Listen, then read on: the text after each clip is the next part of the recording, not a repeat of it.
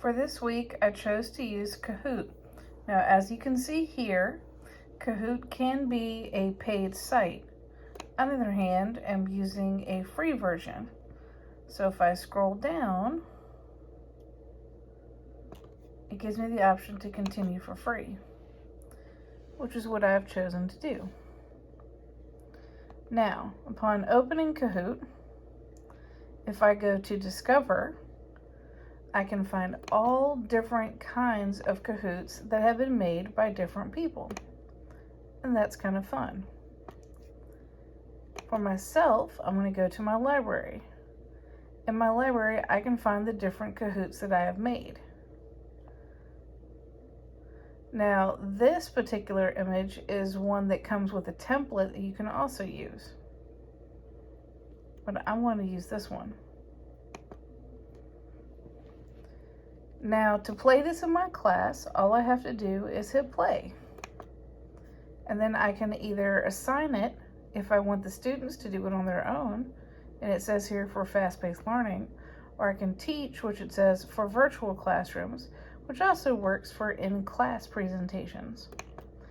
Another option that I can do is I can share the Kahoot with another instructor. That's great. If this is one of my favorites, which it is, I can go ahead and give it a star.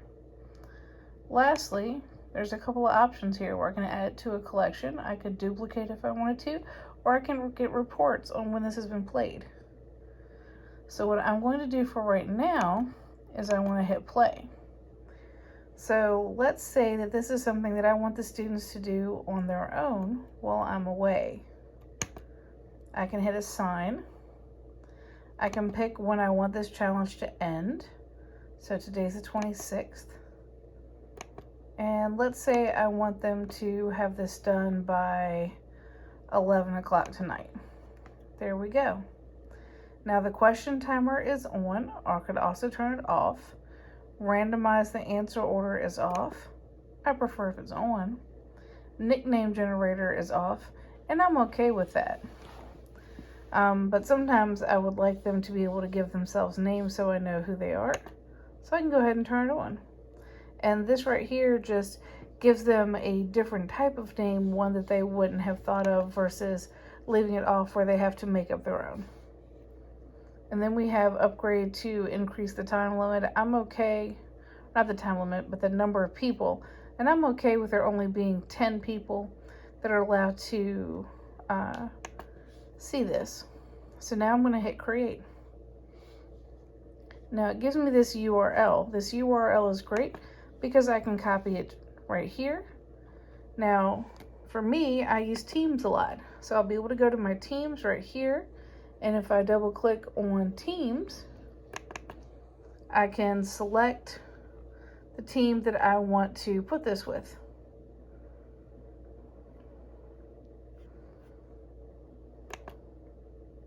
There we go. So this is for my AHLT 230 class, which is medical lab. So I'm going to click right here. And then I can, when I'm ready, I can do a new conversation. I can paste it right here. And then when I'm ready for them to see this, I can just hit send. And off it goes. And here's a little send arrow right here. So that's how easy it is to do this. Now I want to close this out because I don't actually want them to do this right now. But that is how easy it is to do. And then I'll go ahead and show you what it looks like from the classroom side.